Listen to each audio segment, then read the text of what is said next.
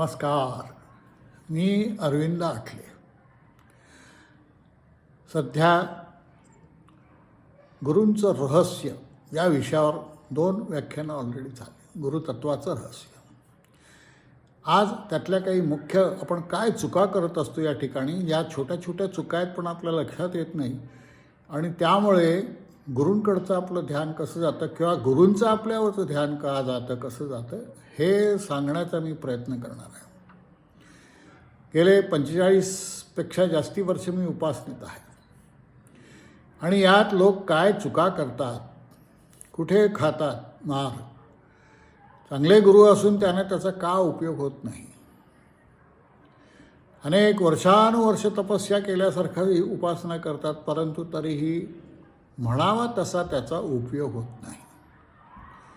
तर हे काय होतं, ह्या कोणत्या चुका आपण करतो या उपासनेमध्ये, याविषयी आज मी तुमच्याशी बोलणार आहे.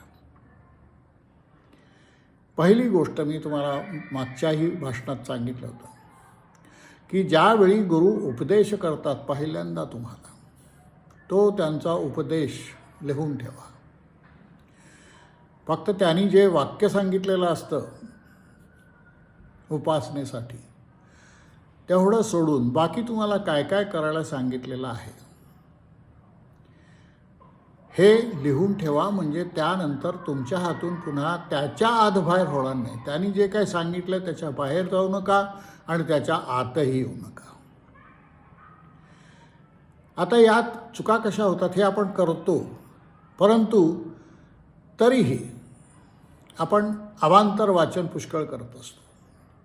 निरनिळ्या साधकांच्या संतांची चरित्र वाचतो, सगळं करतो. याचा नकळत उलटा काही वेळा परिणाम आपल्यावर होत असतो. तेही करण्याची आपली इच्छा होते. त्यामुळं काय आहे की ही सगळी बांडगुळं अनेक आपल्या पुढे जमा होतात. मग आपल्याला वाटते रोज रामरक्षा म्हटली की अमुक होईल.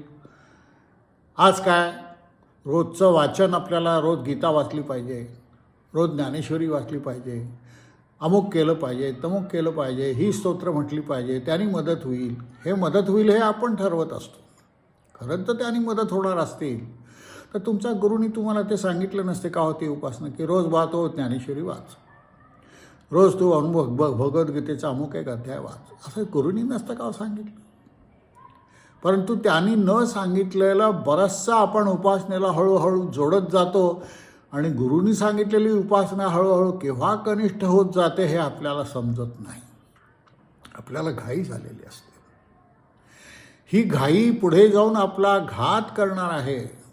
गुरुपासून आपल्याला ती काही कोस लांब घेऊन जाणार आहे, याची आपल्याला कल्पना येत नाही. दुसरी चूक आपण करतो की सद्गुरूंना आपण जड शरीरी समजतो, आणि हे जड शरीरी समजल्यामुळे काही घोटाळे होतात. गुरूंचे त्यांच्या वागण्याबोलण्यातलं आचरण जे असतं त्या शरीराचं, तेही आपण उसळण्याचा प्रयत्न करतो. आपली तेवढी पात्रता असत नाही हे आपण विसरतो. गुरु अमुक करतात का, मग हे त्याचं अनुकरण करायला आपण जातो.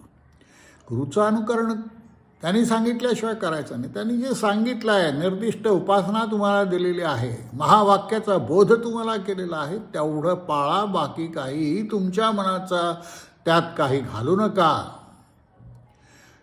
आणि जडशरीरी समजल्यानंतर मग तो सर्वत्र समजणं हे आपल्याच होत नाही. गुरुची अफाट शक्ती आहे, पण ती गुरुतत्वाची आहे, त्या शरीराची नाही आहे हे आपण विसरून जातो.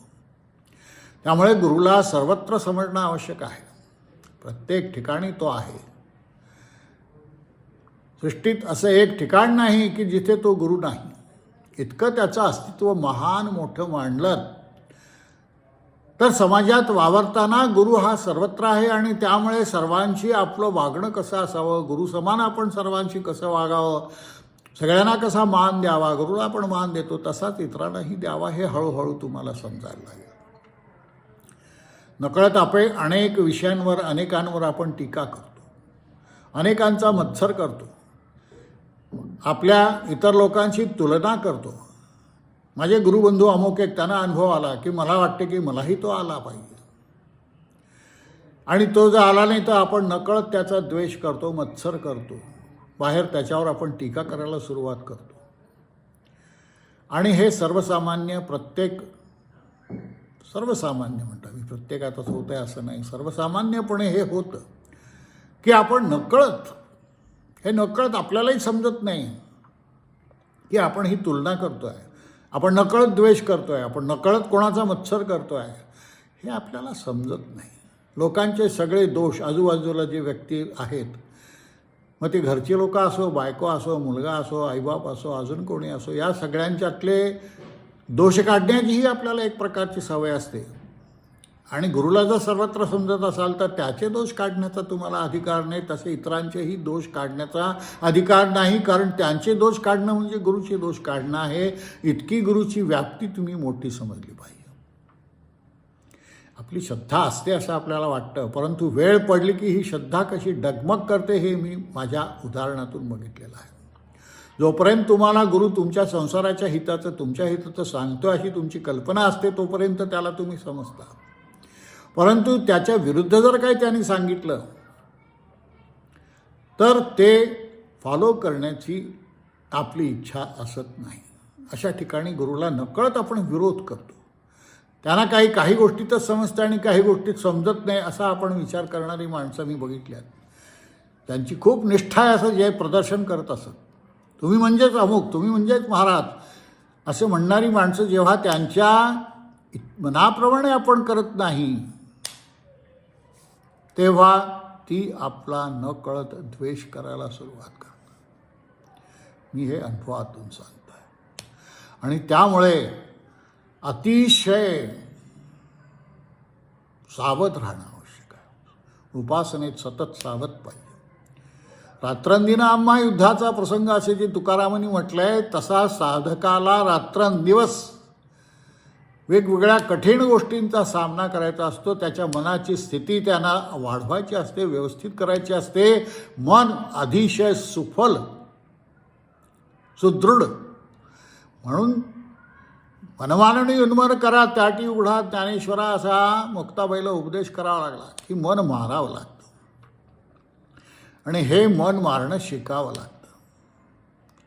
साधनेची ही जी काय वरची जी काही भांडवळ उगवलेली असतात ती करून मूळ गुरुचा शरण जाऊन त्याचे जे काही निर्दिष्ट उपासना असेल तेवढी करणं, एवढंच तुमचं कर्तव्य आहे. आता काही माझे अनुभव सांगतो. एका गुरूंकडे आम्ही गेलो होतो. त्या दिवशी एकादशी वगैरे काहीतरी उपास होता आणि त्यांनी चिवडा वगैरे समोर आणून ठेवला. तर हे शिष्य त्यांना म्हणतात, नाही हो, आज आमचा उपास आहे, आम्हाला हे चालणार नाही. त्यांना समजत नाही की हे गुरुनी दिलेलं आहे, त्या तुमचा उपास आहे हे त्याला माहीत नाही का? आणि तुमचा उपास असेल तर तो मोडावा अशी त्याची इच्छा असतं का? परंतु आपण तसं करत नाही. गुरुनी समोर आणलेला अरे तो प्रसाद आहे, शेण दिलं तरी खाल्लं पाहिजे. आणि तुम्ही माझा उपास आहे, मी तुमच्याकडे आज खाणार नाही, मला हे चालत नाही असं म्हणून त्याला तुम्ही अटी घालता की मला अमुक द्या, उपासाची अमुक कल्पना आहे, हे खाल्लं म्हणजे उपास, त्या ते मला तुम्ही द्या, हे तुम्ही त्याला अट घालत असता, हे विसरून जाता. आता पहा, एखादा समजा मला काही शारीरिक व्याधी आहेत, ह्या व्याधी सहज मी कोणातरी पुढे बोललेलो असतो. ते मित्र सांगतात, अरे तुम्ही अमुक एक त्रिफळा चूर्ण घ्या बरं. दुसरा माणूस सांगतो, नाही हो, हे त्रिफळा चूर्ण तर घ्या, परंतु हे अमुक एक औषध आहे ते पण घ्या. अशी वेगवेगळी औषधं, मग कोणी त्यातले होमिओपॅथी सुचवतो, कोणी ॲलोपॅथी सुचवतो, कोणी काही आयुर्वेदिक सुचवतो. आणि त्याप्रमाणे आपण ती सगळी औषधं घ्यायला सुरुवात करतो आणि मग त्यातलं कुठलंच लागू होत नाही. तसं हे उपासनेचं आहे. त्यांनी सांगितली तेवढी उपासना करा, बाकीचे तुमच्या मनाने त्यात काही करू नका. हे उदाहरण यासाठी मी देतो आहे. आता एका ठिकाणी एक गुरु गेले, शिष्याच्या घरी गेले. शिष्य पूजेमध्ये होता. तर त्या शिष्याने निरोप पाठवला की माझी पूजा होऊ दे, मग मी येतो. आता ज्यासाठी पूजा करायची ते दैवतच तुझ्याकडे चालत आलेलं आहे आणि त्याला नाकारून त्या जडपूजेमध्ये तुझा जास्ती महत्त्व वाटतं आहे, हे आहे का बरोबर? तेव्हा गुरु समजणं फार कठीण आहे. गुरुचरित्रात ज्या काही गुरुच्या निष्ठेवरच्या जी काही अनेक उदाहरणं दिलेली आहेत ती सगळी तुम्ही पहा. प्रचंड निष्ठा आणि दृढ विश्वास आहे, त्यांच्यावरच श्रीगुरूंनी कृपा केलेली आहे. केवळ ते विद्वान आहेत, केवळ अमुक आहेत, केवळ तमुक आहेत म्हणून त्यांच्या कधीही गुरूंनी कृपा केलेली नाही. गुरुसाठी, कृपेसाठी तुमची निष्ठा आवश्यक आहे. 99% मी गुरुवर भार टाकतो आणि 1% जो काय मी भार माझ्यावर मी करीन ही भावना असते. ती 1% भावनाच तुमचं सगळं उपासनेचा घात करत असते, हे तुमच्या लक्षात येत नाही. ही 1% सुद्धा केला पाहिजे. हे शिष्याला मी अमुक करतो, मी ही साधना करतो, मी ती साधना करतो, दिवसातून इतका जप करतो, इतके पारायण मी केले, ह्याचा नकळत एक प्रकारचा अहंकार त्या शिष्याला येतो आणि चांगल्या चांगल्या शिष्याने येतो आणि त्यांना तो अहंकार आहे हे समजत नाही. काही उदाहरणं आपण त्याच्यामध्ये बघितलेली आहेत की एका ठिकाणी फक्त तो पाणी भरायचं काम करत असतो. गुरु त्याला पाणी भरायचं काम सांगतात, हे एवढं तू कर, बाकी काय करायचं नाही. इतर शिष्य त्याचा थट्टा करतात, पाय याला काही ह्याचा डोकं नाही आहे, त्यामुळे गुरुनी याला पाणी भरायचं काम सांगितलं. परंतु जे सांगितलं आहे ते तो इतक्या निष्ठेने करत असतो की शेवटी कृपेची वेळ येते तेव्हा कृपा त्याच्यावर होते पण इतरांवर होत नाही. अशा प्रकारची उदाहरणं वाचली आहेत ना आपण. ही वाचून काय, ती पाळा. जोपर्यंत तुमच्या आचरणात गुरु येत नाही अंती गुरुरूप होई. शिष्य हा शेवटी अंती त्याला गुरुरूप व्हायचं असतं, गुरुमध्ये सम्मिलित व्हायचं असतं. सम्मिलित व्हायचं असेल तर गुरुतत्वाचा अत्यंत तीक्ष्ण सूक्ष्मतेने अभ्यास करणं आवश्यक आहे. बऱ्याच वेळा अवांतर वाचन आपण पुष्कळ करतो. याचं पुस्तक वाच, त्याचं पुस्तक वाच, आणि हे वाचताना त्या पुस्तकातले नकळत आपल्या मेंदूवर जे काही विचारांवर परिणाम होत असतात ते नकळत आचरले जातात. आणि हे आचरण तुम्हाला काही वेळा घातक ठरू शकतं. तुमच्या उपासनेच्या ते विरुद्धही असू शकतं. लिहिणारे सगळेच काही स्वानुभवी असत नाहीत. यातल्या अनेक लोक 10 पुस्तकं वाचून 11वं पुस्तक लिहिलेले असतात, विद्वान असतात. ओरेटरीवर आपण खुश होतो, अमुक एक वा काय बोलतो हो तो, काय त्याची भाषा, अरे वाजस म्हणजे जे काही असणं, ही भाषा म्हणजे ज्ञानी आहे तो असा त्याचा अर्थ होत नाही. ज्ञानी होणं हे आतून, ज्ञानी जो झाला तो शांत राहतो, तो विद्वत्ता आपली दाखवण्याचा प्रयत्न करत नाही. मूकम वाचाल, मूक राहणं हे तो जास्ती पसंत करतो. आपलं ज्ञान पाजळण्याची त्याला आवश्यकता नसते, कारण ते त्याच्यासाठी असतं. तेव्हा या प्रकारचे अनेक ज्या काही चुका आपल्या हातून होत असतात, गीतेत जे म्हणलं आहे परधर्म भयावहा, तुमची एक काही विशिष्ट क्षमता आहे. ही क्षमता प्रत्येकाच्या कर्माप्रमाणे त्याच्या शरीराची ती क्षमता असते, त्याची उपासना करण्याची एक विशिष्ट क्षमता असते. त्या क्षमतेपर्यंत तो पोचला की त्याला शरीर सोडून दुसरं उच्च शरीर धारण करून पुढची उपासना करायची असते. त्यामुळे आत्मधर्म पाळण्यासाठी मला जे सांगितलं आहे तेवढं करणं, हे मी वारंवार सांगतो आहे की ज्यावेळेला सांगितलं आहे तेवढं करा, तेवढंच तुमच्या हिताचं आहे. त्याच्या बाहेर करत असाल तर त्यात तुमचं हित नाही. गुरुचरित्रावर मी अनेक व्याख्यानं दिलेली आहेत. गुरुचरित्रात काय रहस्य आहे, कशासाठी हे गुरुचरित्र लिहिलं गेलं, याची अनेक रहस्यमय अशा कथा त्या चरित्रामध्ये आहेत. या कथा वाचा म्हणजे नुसत्या वाचून आंधळेपणाने ते फॉलो करू नका. त्याच्या बिटवीन द लाईन्स मध्ये काय लिहिले, त्यातून तत्व काय, बोध काय, हा बोध तुम्हाला समजला पाहिजे. हा बोध जर समजत नसेल तर 1000 वेळा गुरुचरित्राची पारायण करून काय उपयोग नाही.